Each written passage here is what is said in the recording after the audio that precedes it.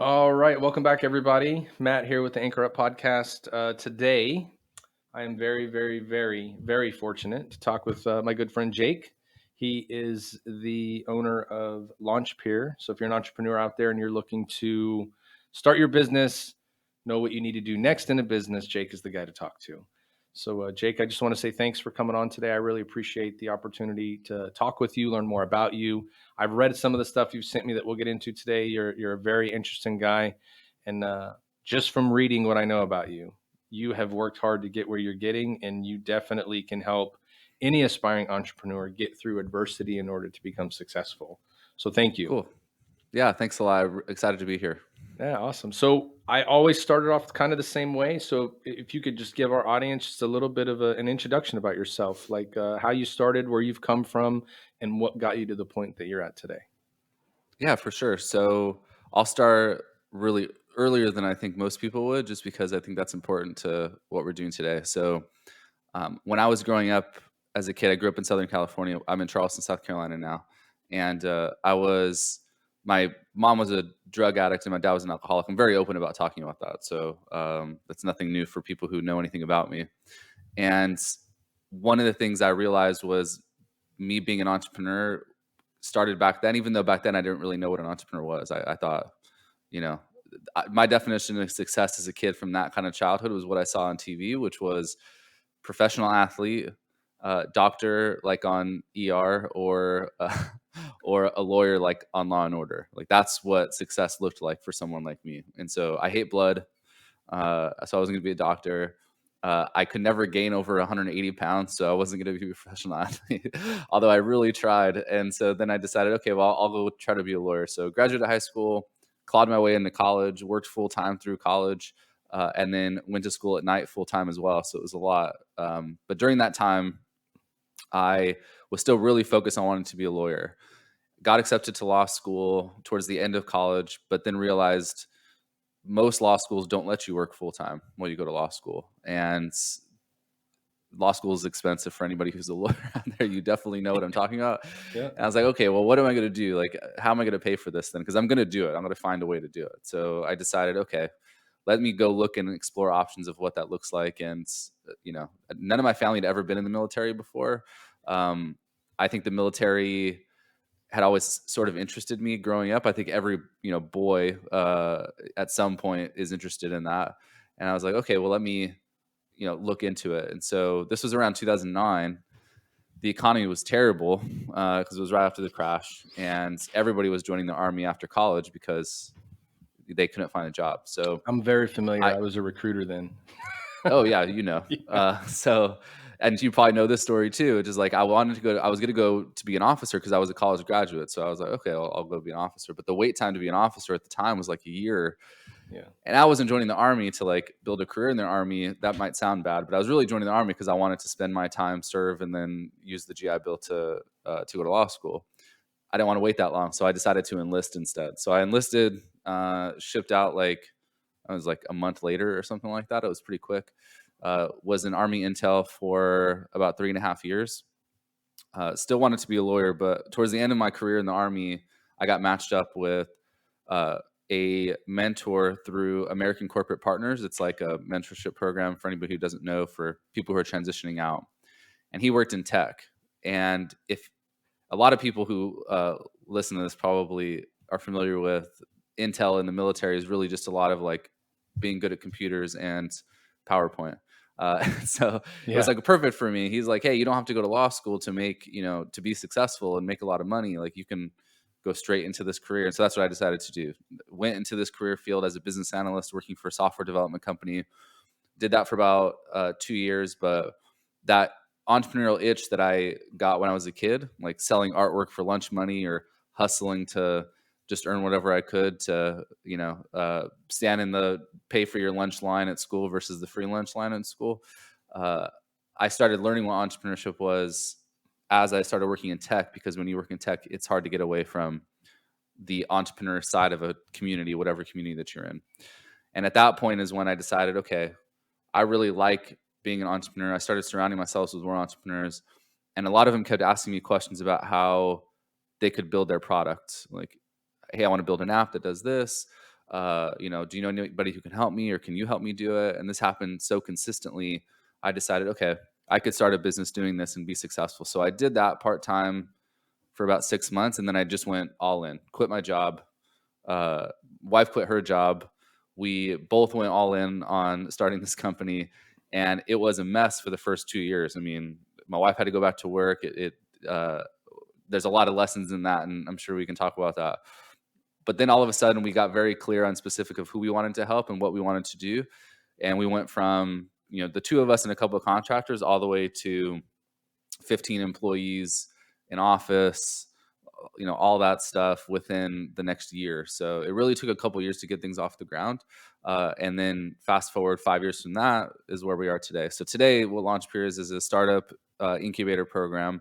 We're focused on tech startups. So if you're building something in the software space, like you have an app idea for the next Uber, or something totally new that no one's ever heard of before, what we do is entrepreneurs come into our program with just a napkin sketch idea, and then the program is designed to get them from just the idea to proving it in the market, building the first version of it, getting their first users and customers, and then getting their first checks from investors. So you walk in with an idea. Ideally, you walk out with the cash from investors that you need in order to continue growing the company. That's amazing. So that's it's actually it's funny to hear you go, okay, lawyer, doctor, athlete. That's success, Yeah. right? And now here's what's funny is a lot of people, they still see that, right? I'm sure nowadays, and you guys work in the tech space, right? You probably have everybody coming to you saying they're going to make the next TikTok or the next Snapchat or the next whatever, right? Because once you see those things blow up, you're like, oh, those guys are rich. All I got to do is create something everybody will look at.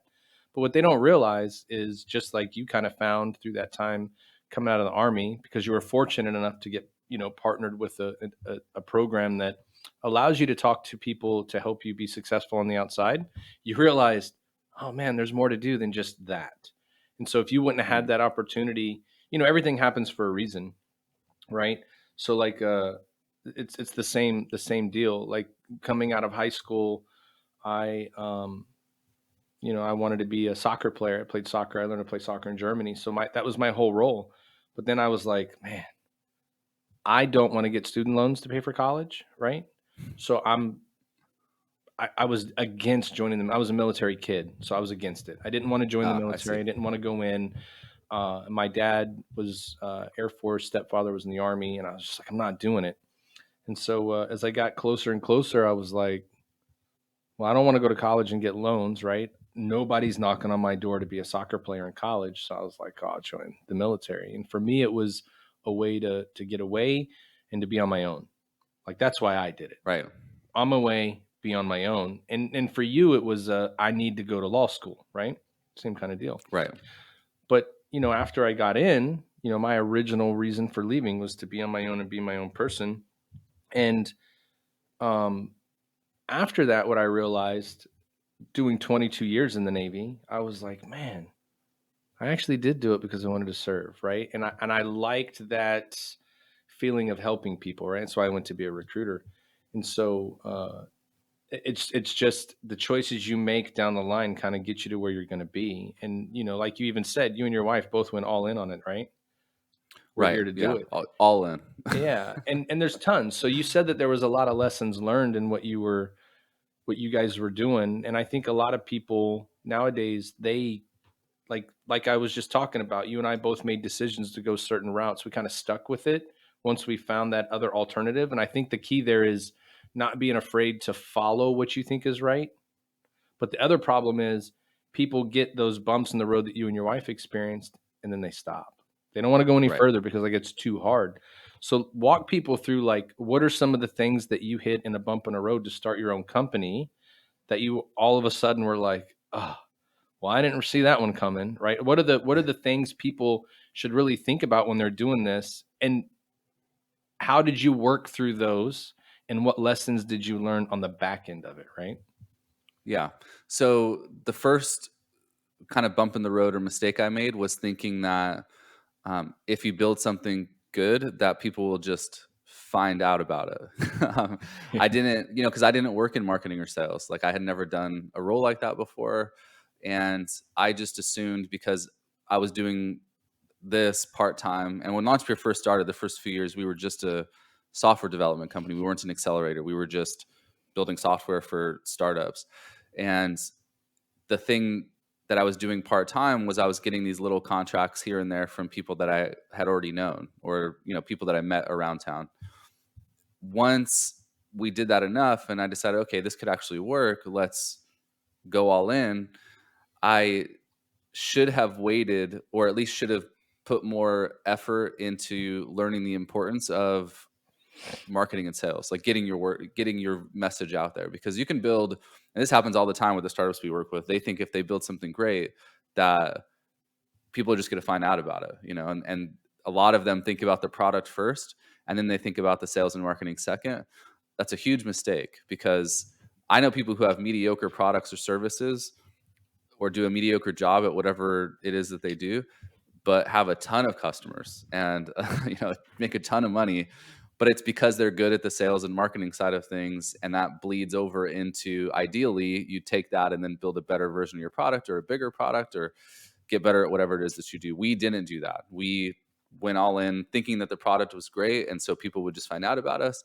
Once we had exhausted the people that we had direct contact with, we were kind of left thinking like, okay, there's no more money coming in. Like, how are we going to get people to find us? And that's what took like years to figure out. So that was the first mistake I made. If I could go back and do it again, I would have told myself, at that point, I'm 34 now, and this was 7 years ago. So, I would have told that version of myself, like, hey, before you quit, go read some books on sales and marketing first, and then For and then sure. go Well, ahead I and think figure that out, and then go ahead and leave.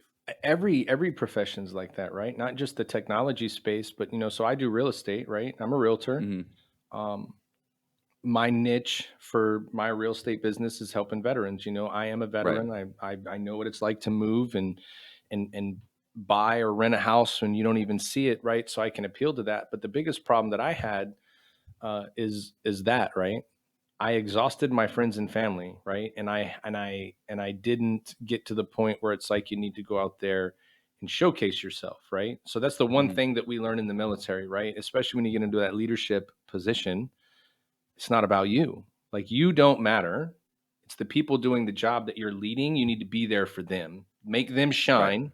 The mission gets accomplished, right? Without everybody, it doesn't get done. So coming to the other side and being outside of the military, I was in the same boat and I kind of did that. It was like, well, I'm really good at talking to people and I can relate to them. I did what a lot of people do. I'm gonna go get this real estate license. I'm gonna get one person that wants to sell a house. I get to put one sign in the yard. Business is gonna blow up, right? And it's Yeah, not true. exactly. It's hard work. And so I didn't Yeah. realize that. So what are some suggestions you would give people looking to get into business, right? And we're not even just talking, you guys specialize in software and tech, right? But any business, like, what would you recommend somebody do when it's coming in to start? Like, I'm sure there's steps you would take, like when you told your younger self, go read a sales and marketing book. What kind of advice do you give people now as they're coming in, or what kind of questions do you ask them when they come to you and they've got this idea or they started? What are you guys walking through? Yeah, the first thing that we ask is what they've done to prove that people actually want this first. Usually the answer is either nothing, or the answer has something to do with, I've talked to my friends about it, or I've talked to my family about it, or something like that. And my thinking is, one, if you don't prove it at all, that's a mistake. I mean, and it also shows that like you have a fairly large ego if you think that you don't need to talk to people about your idea, and you just think that it's going to be huge, because that doesn't work that way. Like, you might think your idea is great, Yeah. and I wouldn't deny that in some situations, but in our program, the first thing that we do is we have our founders break apart this concept of the idea and the offer, because those are two very different things. Like, an idea is usually what's in an entrepreneur's head. Like, it's just sitting there. It's this concept that you have of how you want to change an industry or a business or a process you want to put in place or something like that. The offer is how you take that idea and phrase it for an audience, like for the general public. Like, for you, the idea is real estate, right? and being a great realtor and providing a great service and stuff.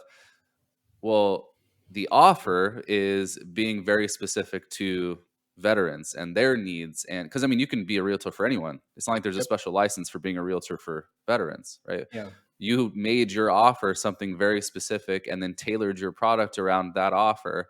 So that way, people who are veterans are like, I have to work with this guy. But if they're not veterans, then you're kind of, it's not like you're turning them away, but like your messaging does that for you. And so if you have an offer that is good and compelling, what makes it compelling is equal parts pulling the right people in and pushing the wrong people away.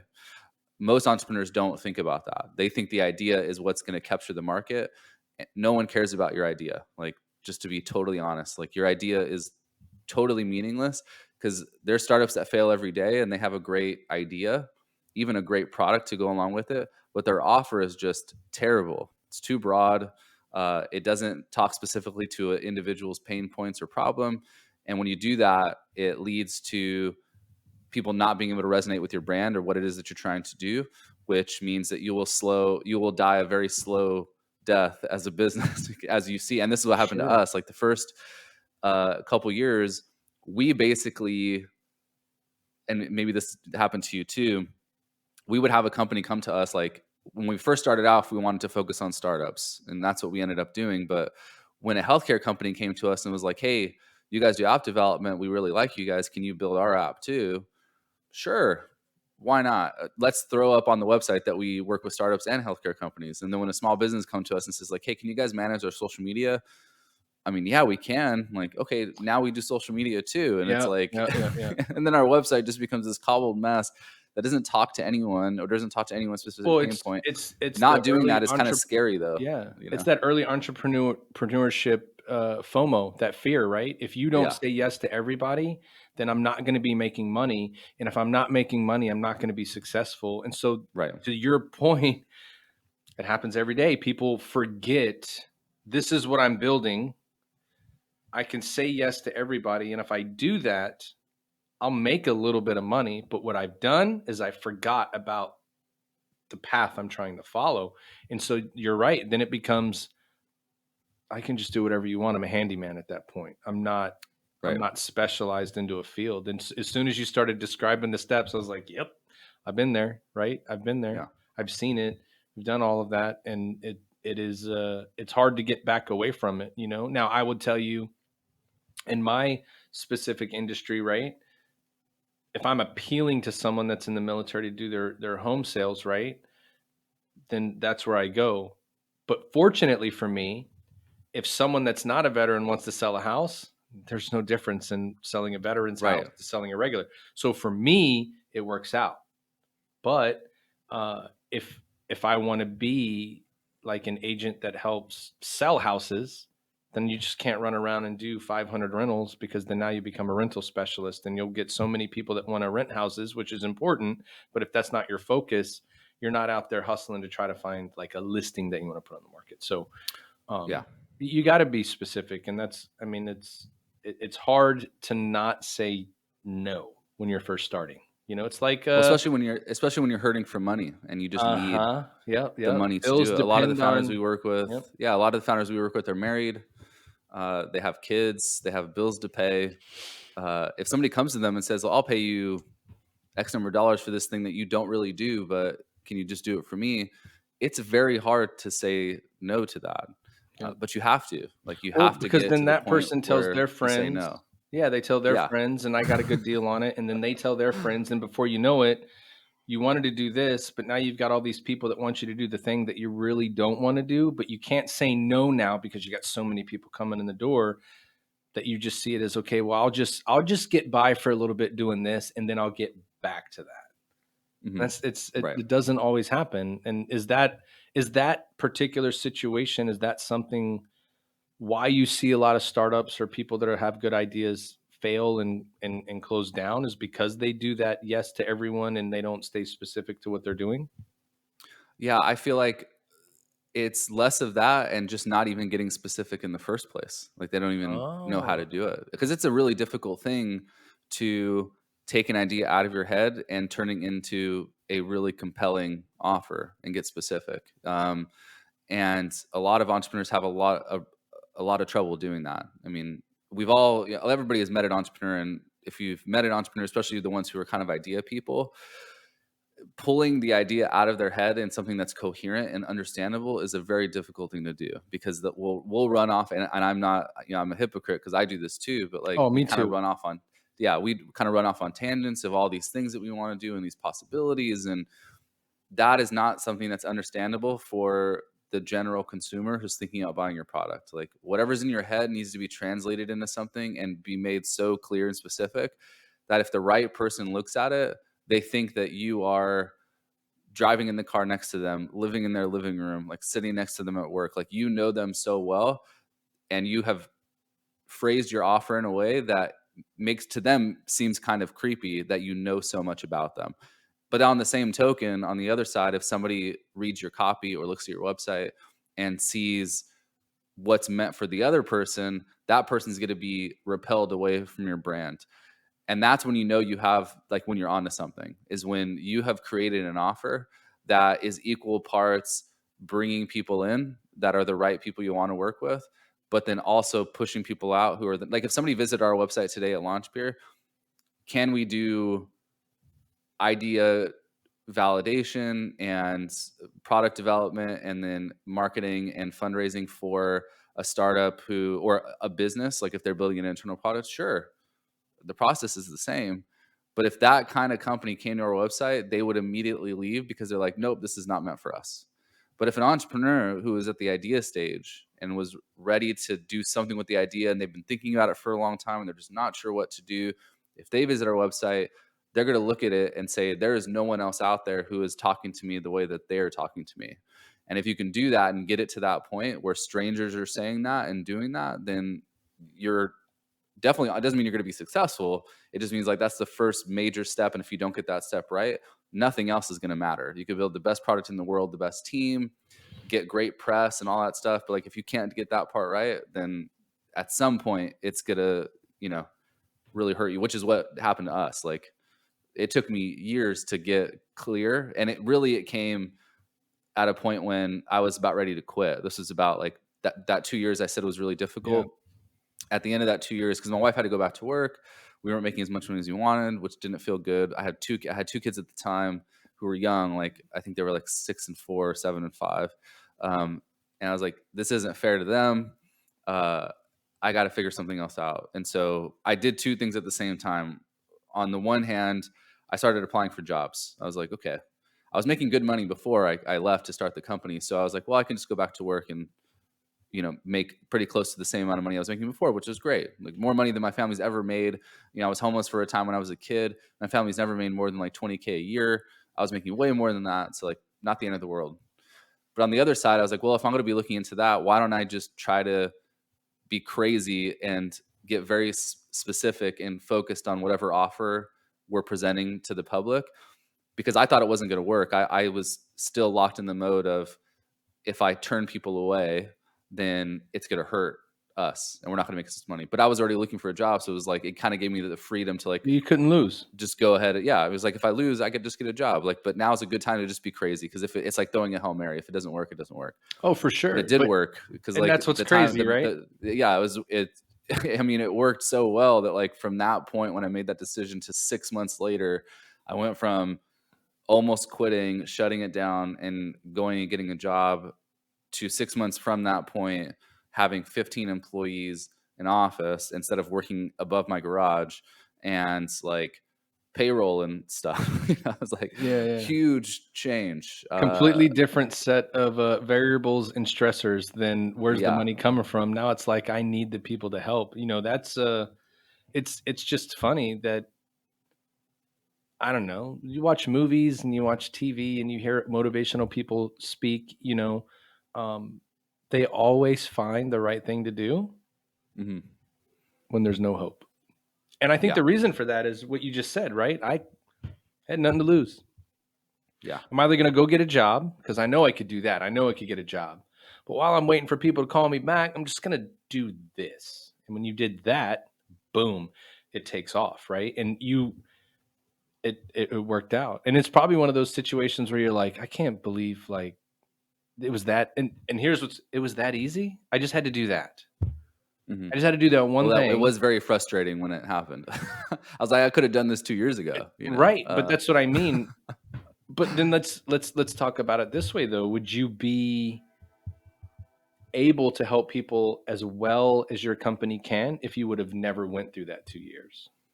No, because I wouldn't have been able to.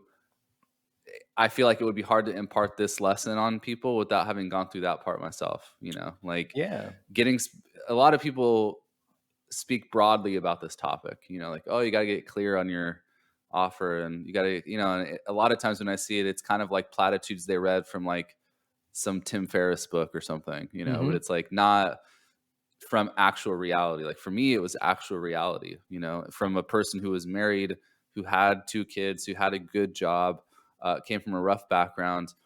That career I had before starting the company, I had made it. Like I was making a good amount of money at the job I was doing with the career that like I had Fridays off, worked pretty good hours, uh, which is a situation I feel like a lot of the entrepreneurs that we work with are in, where it's like their life is comfortable enough. And so starting a startup, those times of uncertainty can be a little bit scary because they're comparing it to their life of certainty of showing up every day to go to work. If I didn't have that time where things were wildly uncertain and I kind of got into desperation mode, I don't think I'd be able to as confidently impart lessons to the people that we work with, as opposed to like reading from quotes on motivational posters that are posted on Twitter or something like that, you know? Yeah. I mean, you can. I'm this way, and I think everybody's different, right? I'm sure there's plenty of people in the world that have read a book or saw some speech or something, and like boom, it clicks and they get it and they roll through. But I'm more of a guy that like I need to see it, do it, touch it, feel it, experience it, so that I know what it takes to do it. Right? It's more of a learning as you go, right? And call that the 20-year military career, right? The Mhm. only thing that I was ever taught, and I think it's very valuable for everybody. I don't think you hear it as much in the civilian sector as they call it nowadays, but in order to succeed, you have to fail. And the only way you're going to know what it takes to earn something is to not get it, right? Right. Not get what you want, failing, being told no, being rejected from things. And I'll tell you what, like coming out of the military after 22 years, and there's still times right now that like it bothers me, like it affects me because you grow this career in the military and you get to a certain level. Like I retired as a senior chief in the Navy, which is an E8, right? Yeah. So I was able to train and lead, and people looked to me for advice, and people just naturally, because of where I was at in my position in the military, we were there to help everybody around us. That was our job. Like I said earlier, it's not about me, it's about everybody around me. And if they're successful, then we're all successful. If everybody works together, we get it done. So you come out of the military on this high, right? I'm here. I'm super great at what I do. And then you come out and people are like, I don't even care, right? Not that they don't care, but Right. it's like that doesn't equal. And so now after 20 years of success, you have to rebuild. That is it completely is not something that you would expect to have to do, especially after, it's like I'm a celebrity making $100 million and I'm on top of the world, and then all of a sudden one day I find out that my accountant is not keeping the books proper and I got no money. You know what I mean? And Right. I'm like, wait, Yeah. what? And so you've got to figure that out. And I struggle with that sometimes now, just going through. And that's the real reason that I do what we're doing right now. I like to learn from a whole bunch of people in all different arenas. And I think it's important for veterans, which is who I like to talk to. Like we're getting out in some cases, like you did. You did your 3-4 years, you got out, and then you moved on. There's a lot of people that do a career in the military, and at that point, what am I going to do? Like, Right. how is this Yeah. going to work? Right? I'm going to get a little bit of money, but to your point, I've got a family, I've got kids. Uh, like me, I got one kid in college. I got another one going to college next year. My wife and I are here. Like everybody's got to live, right? But I think that that fear of the unknown drives you trying to be comfortable, right? Like you were saying just now, like those entrepreneurs you guys talk to are they have good jobs. And Right. normally people that have good jobs like that I've seen as I've gotten out of the military, guys that work in all different sectors, if they have a really good job and they're making really good money, it means they're really good at what they do. And that Yeah. also means they probably have ideas, which is why they come see you. And, do you think that some people don't attain the goal that they're looking to get because they have that comfort factor? Like, oh, my job's good over here. So if this works out, I'm all right. How many people do you see not believe in themselves and don't take the chance and just go back to what's comfortable? Yeah, I think we all kind of know some of those people. Like they're the people that come into work, this is in the military and outside of the military too, who Hmm. are constantly complaining about work every day. That's like their whole day. Like all they're doing is complaining about like, oh, I can't believe they did this, I can't believe they did that. Hmm. And then when you ask them like, well, why don't you just go start your own thing or do something else? They're like, I've thought about it. Like I'm thinking about some stuff. And it's like they'll never do it because they're Yeah. just locked into that comfort level, which is fine. Like I never pretend that everyone should be an entrepreneur, because not everybody should be an entrepreneur. Do I think everybody can be an entrepreneur? Yes. But do I think everybody should be? No. Some people just aren't made to be entrepreneurs, and that's okay. Like, but for the people who are choosing not to be an entrepreneur because it's risky or because they're afraid of what the unknown is, building a startup or a business today isn't the same as it was even just 5 or 10 years ago. Like back then, it was risky. You'd have to have a very high upfront investment. And depending on the business you're starting, that is still somewhat true. We work with tech startups. So in our industry, it's a little bit different. You can work remote, you can build something on the side, you can slowly progress the company and try to get off the ground, unlike what I did, as you still work at your day-to-day job. I mean, what else are you going to do if you want to do something else? I mean, go look at your Netflix account and see how many hours of Netflix you've watched over the last 2 weeks. Like, pretend you didn't do that. Pretend you did it to build your startup instead. Now, again, that's not necessarily true for every type of business. Like, Sure. if you want to build a cookie store, you got to get the rent. You got to do that. But there are Hmm. still, even with that, a lot of ways to build something small and kind of just work your way into entrepreneurship. And I think if you are, because for me, what started me like really being serious about wanting to do this was attending some startup events in town and some local competitions and kind of just getting my feet wet with entrepreneurship, building little side projects with my friends that were zero risk. It was just random fun stuff that we wanted to do, and that really lessened the fear for me. It lessened the fear too much to the point where I decided I'm going to drop everything and quit. But you don't have to do that. You don't have to do what I did. Like, you can build something on the side and get into entrepreneurship without having to go all in. The thing I don't want you to do, anyone, is look back 5 years from now or 10 or 15 and say, man, I wish I would have started something sooner, or I wish I would have started this sooner, because Yeah. you're not going to lessen the amount of obligations that you have. Your No. bills are just going to increase. Costs are just going to go up. The kids that you have, you're just going to get more of them.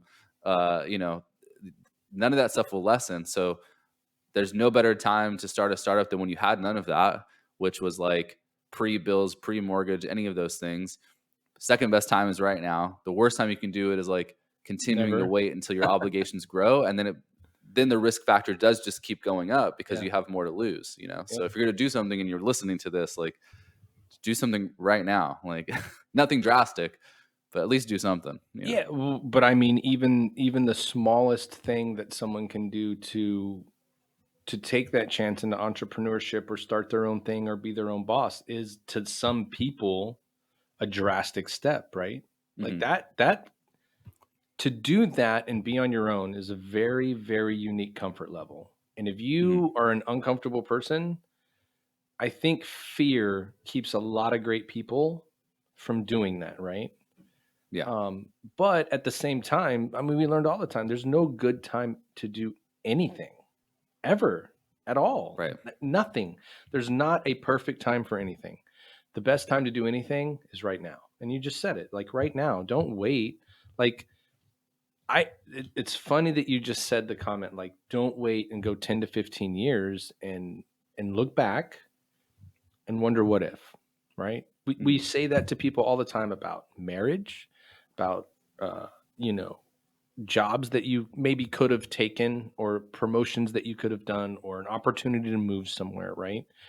For my son specifically, it was playing sports, right? He played a sport and he decided halfway through, like he's like, I don't want to play anymore for whatever reason he wanted to do. Dad was more crushed than he was, by the way. But I was like, look, man, if you're gonna quit playing, right, or stop playing, it's your decision. But I told him the Yeah. same thing, even about something as simple as that. You only are going to go to high school one time. You're only going to experience this time in your life once, right? You're only going to graduate high school one time. These memories that you make today, some people have fond memories of it and they talk about it forever, and some people don't. But there's a lot of people that are like, oh, yeah, I could have, just like you said with startups. Oh, I thought about doing it. 10 years from now, they're in Yeah. a bar. And I came up here's with the idea for Uber 10 years ago. It's like, oh, right. okay. And for and so funny part is it happens too much. Like when I was doing my my undergrad, my degree while I was in the Navy, we had to come up with an idea for a product in a marketing class that I did. And my idea for a product was a cup holder on a shopping cart. I'd never seen it.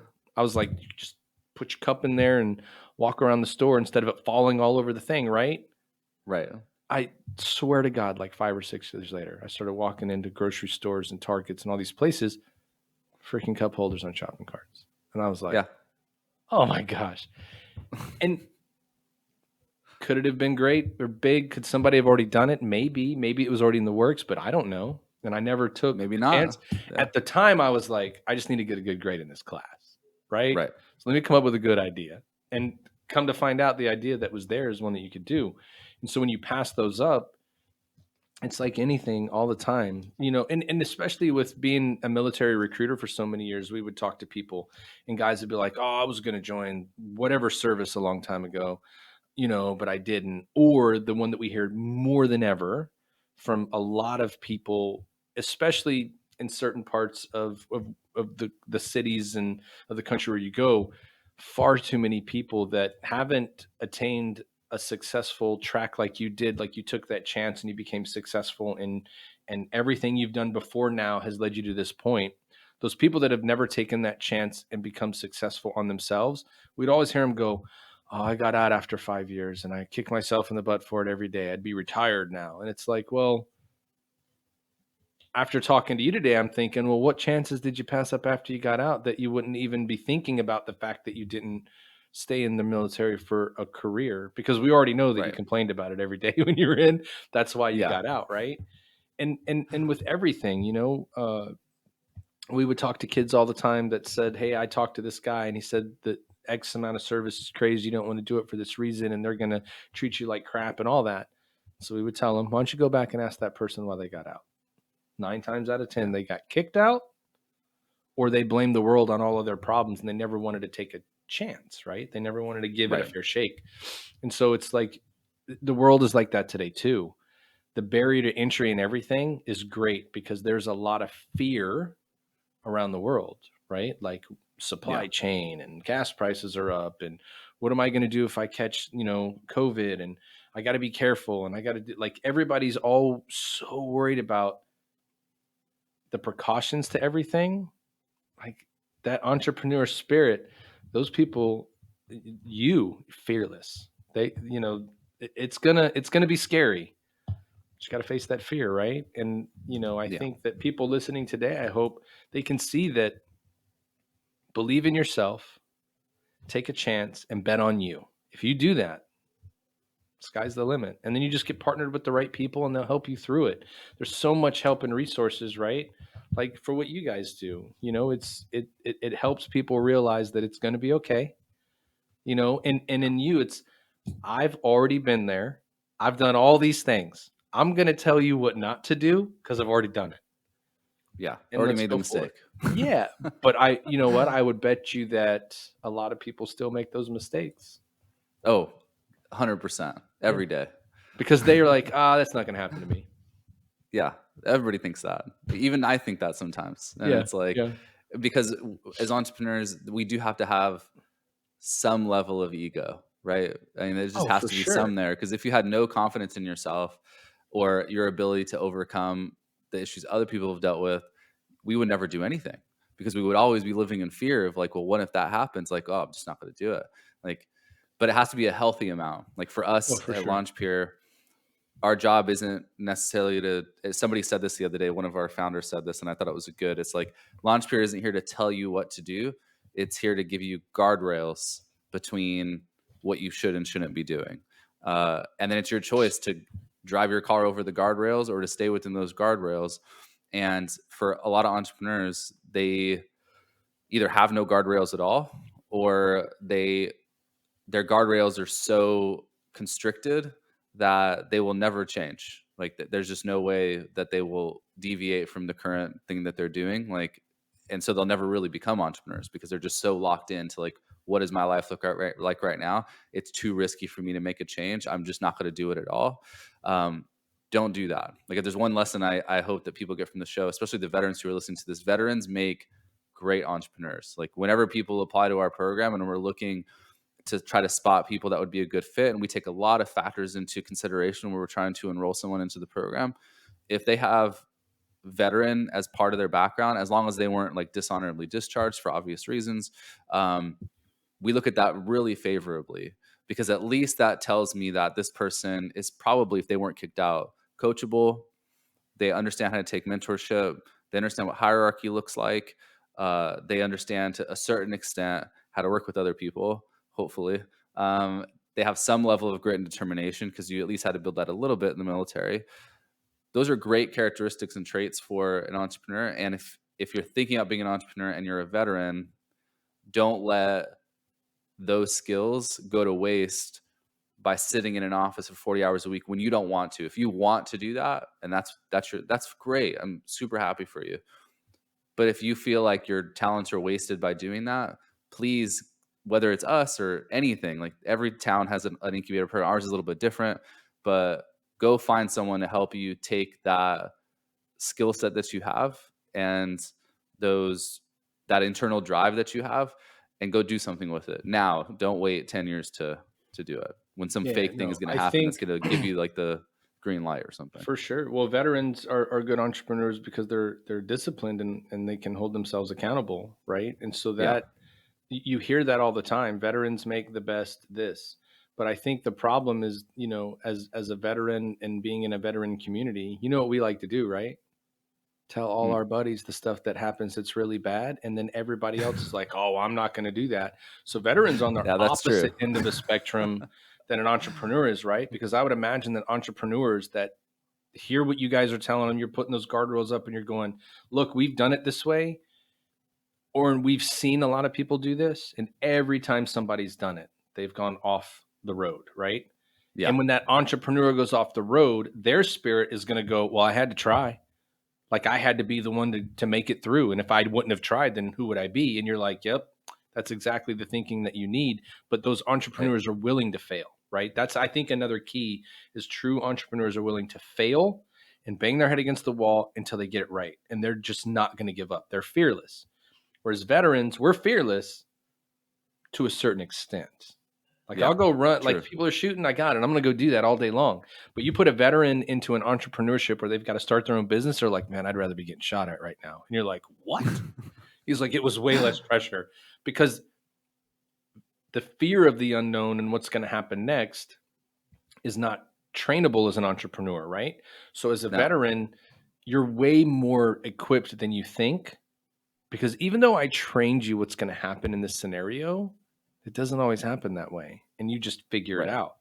But we don't realize that because we really feel like we're trained to understand like what's going to happen next. This is what I got to do. These are the steps. And it always works out, right?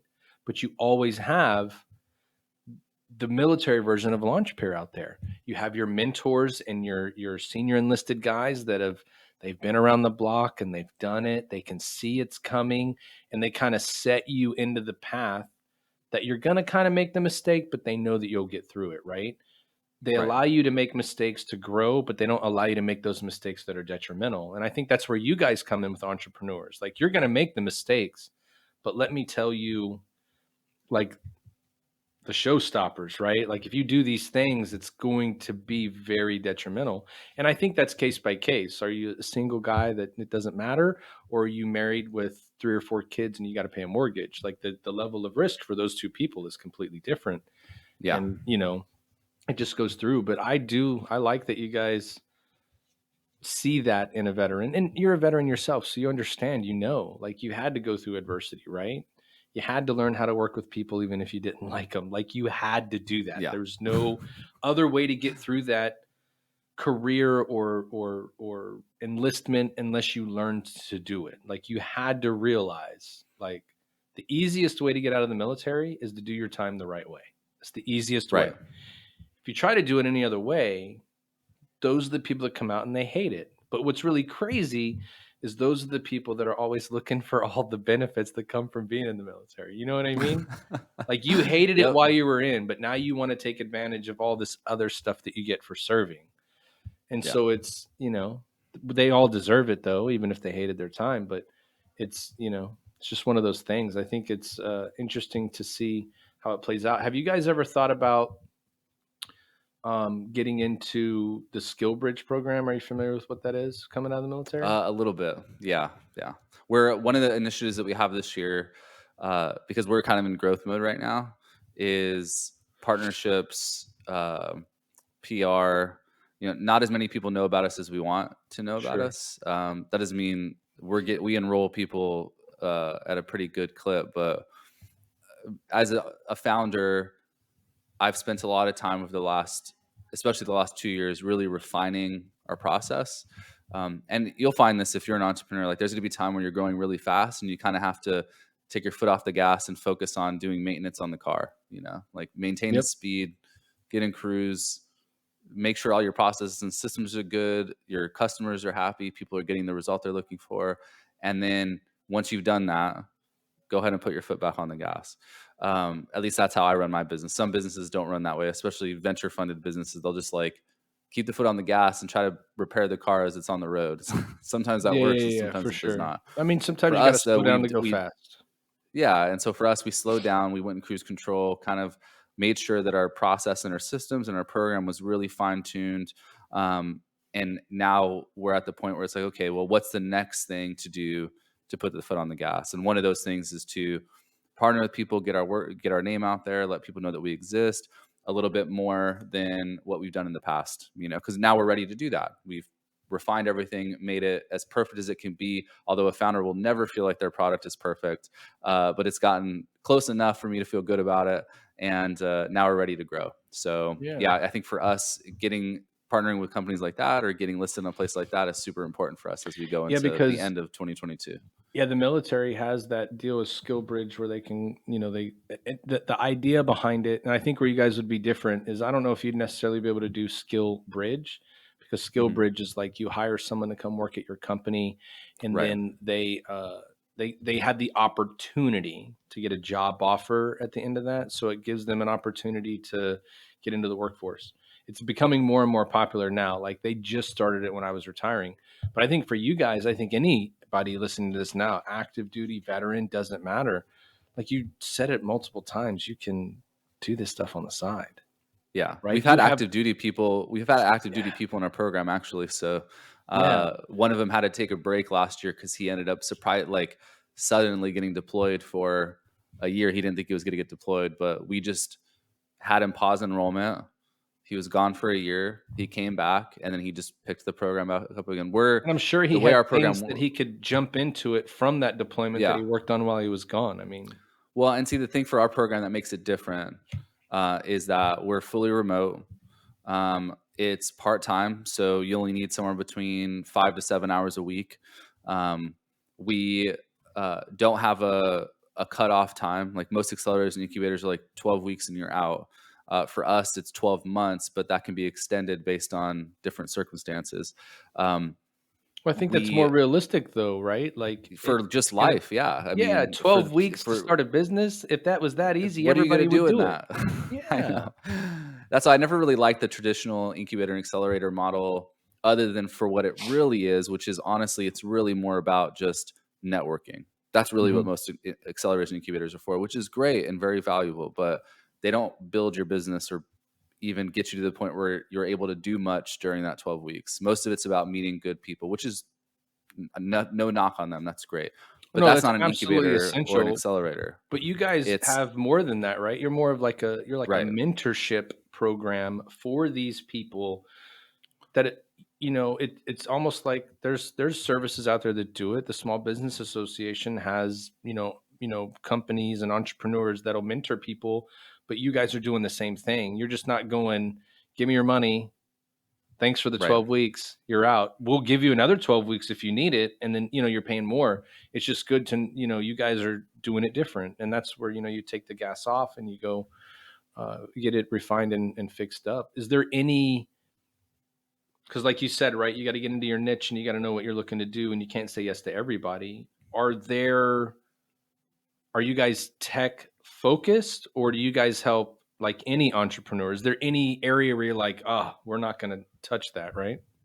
Yeah. So the only areas that so definitely tech startups. So anything in the software space, or if your idea is very software backed, that's definitely in our wheelhouse. There are large parts of our process that can be implemented if you're not in the software space, and our next phase of growth is to start being able to work with those businesses too. Because the reason that we haven't expanded to that group yet is, like, to your point, we're not just mentoring people. Part of our process is actually building the product for our founders. So, like, we have a development team, a design team, a product management team. Part of our process is building the first version of a web or mobile application for our founders who are in our program. But because we have that skill set, we don't have people who know how to manufacture shoes or toothbrushes or so the next iteration of everything about our process can work well with any type of entrepreneur starting anything, as long as it's a startup and not a small business. But we haven't gotten to that point yet, but I'm excited So because, like, on our roadmap and on our long-term plan is, like, we want to be able to work with any entrepreneur who's building a startup, but right now we're kind of restricted into the software space. So for everybody that's listening, because you just said something that made me think, right? Because I'm idea minded, I like to start new things.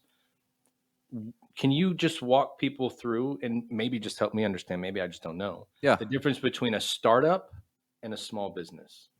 That's a great question. And I actually do get that question quite a bit. So, a startup is defined as obviously an early stage company. I feel like too many companies call themselves a startup when they have like 500 employees. It's like, that's not a startup. But a startup is a company who wants to accelerate growth and do it on a nationwide or global scale, and do it quickly. A small business is usually more local. Their target customers are in a local centralized area. So think about like an actual physical storefront, or think about typically realtors Yeah. are more like small businesses. Yep. But if you're trying to stay within a localized area or region, and you're not focused on hyper growth to go nationwide, or it's not and a goal for you to either be acquired or raise venture capital within the next 2 years, you're most likely going to fall into that small business category. Like, for us, I would consider us a small business. Like, we're a small business. We're not really a startup anymore. Even though we don't have 500 employees, we have 15 and then another 10 to 15 contractors. We're a small business. And that's because us ourselves are not looking to go raise capital anytime soon. And we're not trying to grow for growth's sake like most startups do. But the founders in our program are startups. Like, they are trying to grow as fast as possible, get nationwide as fast as possible, or worldwide as fast as possible. And they're trying to go raise outside capital to do it.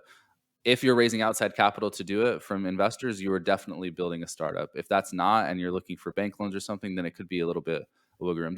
I feel like there's a lot of gray area in the overlap. I feel like a lot of smart startups kind of start as small businesses. Like Uber, for example, is a good example. When they first started off, they had the vision to expand out nationwide and worldwide, but they started off in downtown San Francisco as basically just a software backed taxi service. Like, that's really what they were. The founders would be the ones driving people around. Like, they didn't have any drivers. The founders would be the ones driving them around. And they did this for months before they ended up hiring anyone to do it.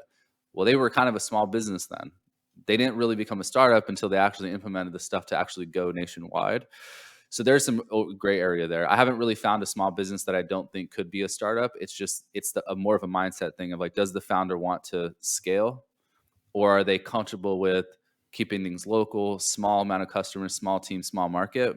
Yeah. It's kind of up to you, you know? So do you guys,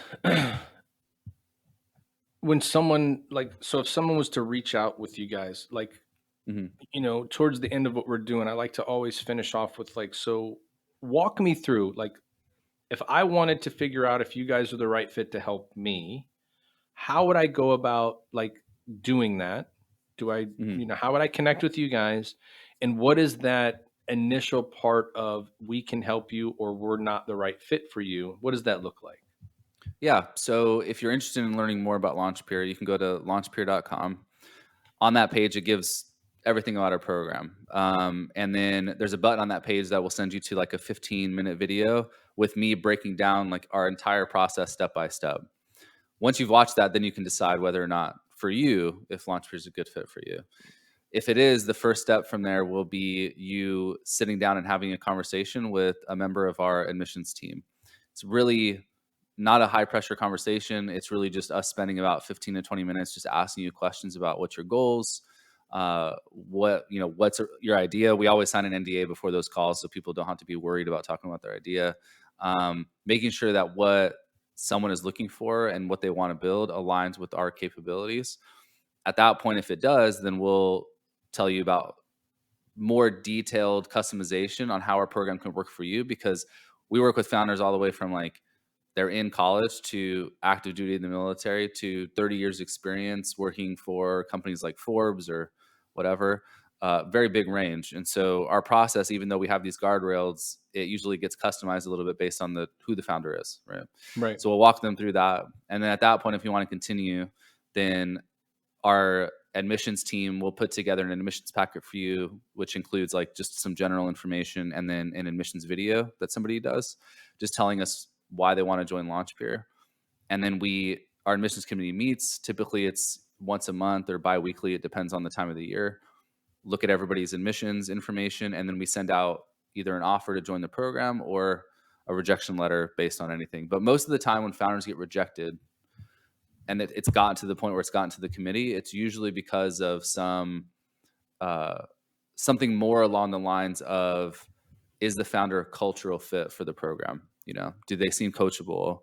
Do they seem like they're going to take the mentorship? Do they seem like they're going to listen? Do they seem like they're going to follow our advice? If those criteria aren't hit, there's no point in joining our program, because if you're going to join and not listen to what we do, and then you're not going to get results, and then you blame us for not getting the result, like it's going to be a little uncomfortable for everybody. Well, but that's the Um, thing is like you guys are doing it the right way, man. Like you're not, yeah, I'll work with everybody. Give me your money. Like you're telling people sure. like you're not a fit for us because you're just not Yeah. gonna take it on. And I think that determining factor happens way too late in some processes where we've already started working, we've already invested this time and effort in you, and we've Right. tried. It's like when you watch the TV shows, the guy gives the advice like 15 times and he just doesn't keep doing it. And then there's this huge blowout on the Yeah. screen because it's made for entertainment. But I think that happens in real life. Like we wanted to talk to you about all this stuff. We sent everything to you. You're constantly not doing it. Like you just don't want to work with us. And then there's this big blow up Right. and it's bad. I like that you guys are doing that on the front end, right? At least you're telling somebody, or in some cases, you can't work with this. Maybe it helps that person realize, man, maybe I need to change my outlook on some of this stuff in order to be successful, right? Maybe some people just don't realize they're doing it, right? And when you get that first no as an entrepreneur, you're either going to quit or you're going to keep going, right? Right. Yeah. And that's one of the things that we look for. And one of the questions we have in our process is asking the founder like, what's been the lowest point in their life, you know? And not because we are trying to get like super personal with them or anything, but because we work with founders so early, there's no numbers to dig into. There's no traction to look at. There's no, nobody really even knows if the idea is one that the market really wants yet. And definitely no offer has been created yet. The only thing we have to base our judgment on is the founder, and it's such an overused term of like, well, we invest in the person more than the startup. most of the time when investors say that, it's not true. They're just saying that because it makes them look good. For us, Sure. it's true because the only thing we have is the founder. Like ideas are Yeah. a Well, dime I a think, dozen. So like the founder can change their idea next week if yeah. they want to. The person though, that's what we want to look at is like, are they the Yeah. kind of person who we feel like we can work with? So, I mean, I would imagine that other incubators, as you've called them today, like I would imagine that they want to see some type of success to market for whatever someone's trying to do, right? And they want to see Right. that whatever you got is going to be successful in order for me to take you on. And from what you're saying is like you guys have no idea if it's going to work, right? Yeah, They might have we tried to don't. do something with friends and family. And of course, your friends and family are always going to buy the crap that they don't like because you made it, because they don't want you to feel like you're not doing good. But the true Right. test is, has anybody outside of your friends and family taken this on? Because that's where the Right. market's at, right? Your friends and family should always support you. It doesn't always happen. But then again, your friends and family would be completely honest and be like, that's the dumbest thing I've ever seen. Right. So, and it's a scary world out there, especially if you're trying to do things on your own, it's Yeah. that's just good stuff. So I mean, from the moment it goes in, they watch the video. The video will tell them what they Mhm. need to know about the program. So that'll weed some people out there, right? They'll see that it may be too Right. much what they're looking to do. And then after that, it's pretty much like what I'm familiar to, a selection process for promotion, right? Like, hey, we've got your application. We see everything. We think you're a good fit. You can come on. Um, and then after that, like, let's say the 12 months goes by, do you guys maintain like ongoing relationships with your founders to see how they're doing? Do you find that they ever come back to you because, like you said, right now you're in the process where you've kind of put the brakes on a little bit and you're starting Mhm. to change the oil and tighten the belts, right? Do other Right. people you've had in your program come back and go, hey, we need some help doing that part, and you help them there too? Or Yeah. okay, So it's one of those things where we want them to be involved, and our alumni are involved as long as they want to be. Like okay, if they get the result in the program and they want to continue being part of the community, continue showing up for coaching, that's great. Like we highly encourage that. But we talked about this earlier, like to maintain being very focused on this offer and what we're trying to do.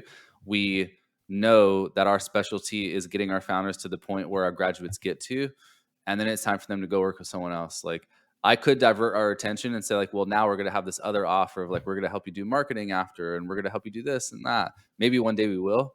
But for me right now to be hyper focused on our offer, this is what we're good at. We're good at a founder coming in with an idea, building, launching, getting them to 100K or more in funding. At that point, here's some people that you can work with that are really good at this thing that you need after, and we'll connect you with the right people. But our job is to get you to the point where you've gotten to 100K, whether in revenue or funding, within a year. And then post that, like we'll connect you with the right people and resources to help you out. So, but we love when our alumni are involved because they are great examples of what founders can look forward to. Because our alumni, because our program is very diverse, our alumni are diverse as well. Like women, minorities, military, people who've had just regular 30-year careers and are now just, at the point where they want to build a startup, doctors, lawyers, vets, like veterinarians. I mean, it's across the board, which I think is super cool. Like it's well, it just shows amazing you to that me how no, diverse the yeah, population of entrepreneurs is. yeah, no matter what you've ever done in your life, there's somebody out there in anything and everything, and like just having that, what you just said there, people look at doctors, lawyers. You wanted to be a lawyer, right? We Right. look at those people as the ultimate success in their life journey. And that guy's coming to you guys and going, yeah, it's cool, but I want to do something different.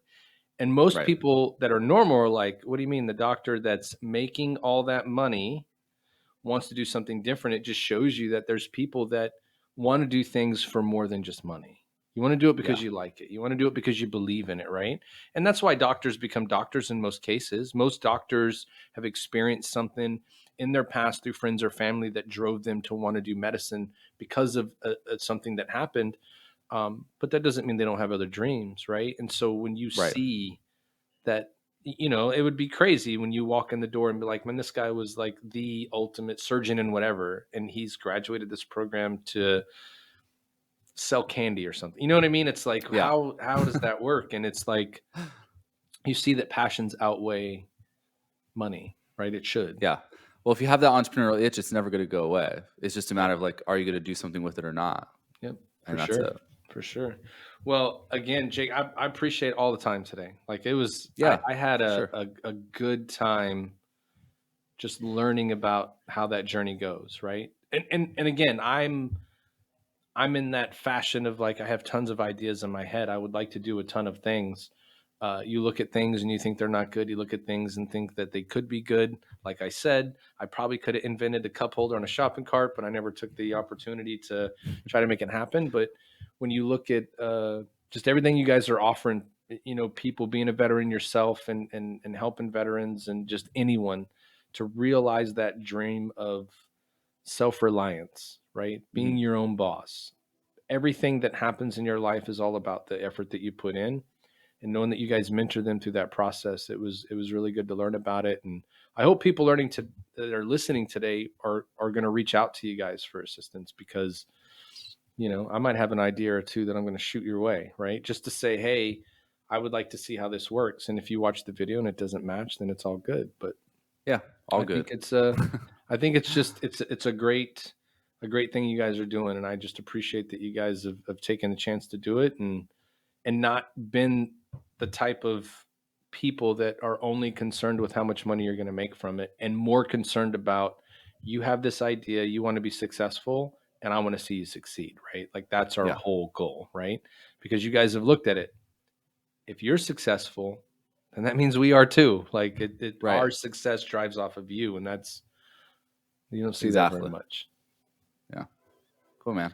Well, yeah, I appreciate the time on the show. Great conversation. I don't get to talk to vets as much as I like, so as I'd like. Yeah. So Oh, I it know a was really cool ton. being on the show. I Great. know a ton. Perfect. If we The do connecting another that. one, we'll bring you on to just be in a round table and talk trash the whole time. How about that? That sounds great. I love doing. Every military guy loves doing that. Yeah, So, absolutely. well, cool, Absolutely. man. I really appreciate it. For sure. I appreciate it too. Thanks. And, you know, again, if anybody's looking for help and you have an idea, give them your website, tell them how they can get a hold of you, maybe an email if they have a question. Just how can they get in contact with you guys to make the Yeah. journey of entrepreneurship happen? So if you want to learn more about LaunchPeer, just go to launchpeer.com. We also have a podcast that we have as well. It's like a daily Q&A show. It's called Launch Chat. So you can go to launchchat.com. Um, if you have questions or anything, honestly, the best way to reach out, especially for the listeners of this show, is like just write me on LinkedIn. My DMs are open, so if you shoot me a message there, I'll answer any questions you got. Or there's a little chat bubble on the bottom right of our website if like for some reason you don't want to talk to me and want to talk to someone else. Yeah, for sure. Well, I got all that written down. I'll put that in the comments down in the video that we put on YouTube, so people can Cool, see those different links and they can jump into it. But again, thank you very much. I appreciate it, and I hope to have another conversation again sometime soon. awesome. Thanks, man. Yeah.